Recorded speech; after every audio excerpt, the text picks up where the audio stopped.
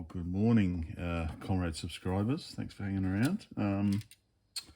We're back to Mark's Amstrad CPC464 board, which is working. Now fixed. Okay, don't worry about that. It's just my my dodgy GBS thing. But yeah, thanks to Aaron's hard work, we've got it working. we've got it working.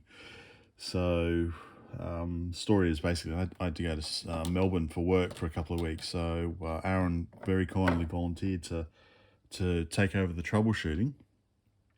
I'd pretty much, well, we identified that the original 40010 gate array was faulty.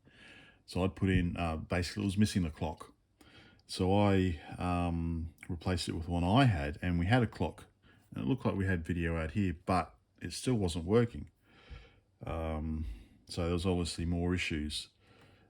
Basically, summary is, I think I put in replacement DRAM, but 3 of those were faulty. I think one of Mark's original DRAM were faulty. So Aaron has de-soldered all this logic and the DRAM and socketed it all. So yeah, so identified there was one DRAM faulty on Mark's original, so that was replaced. And there's a I can't remember off the top of my head. What have we got here? I think, yeah, there's a 74LS132 and a 74LS244. One of them is a 4-to-1 multiplexer. I can't remember which is which. And the other one's a buffer. They were also both faulty. So they were replaced, and it's now working.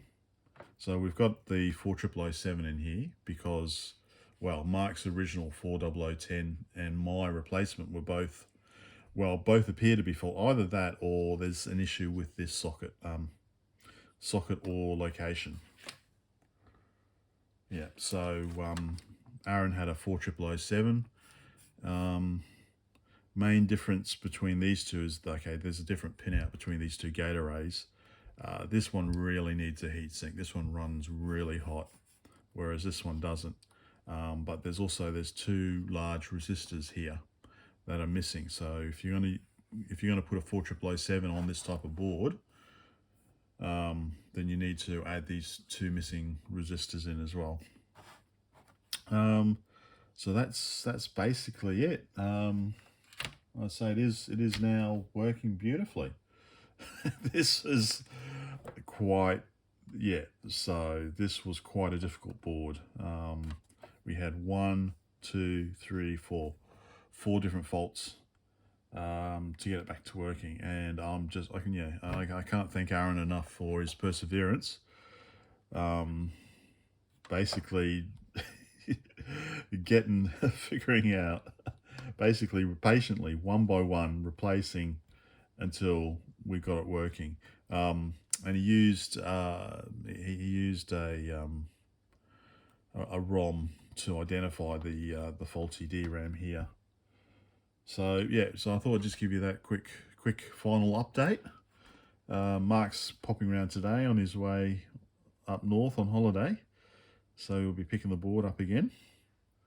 Yeah, so there we go. So this was quite a difficult one. I say not having had to have done most of the work.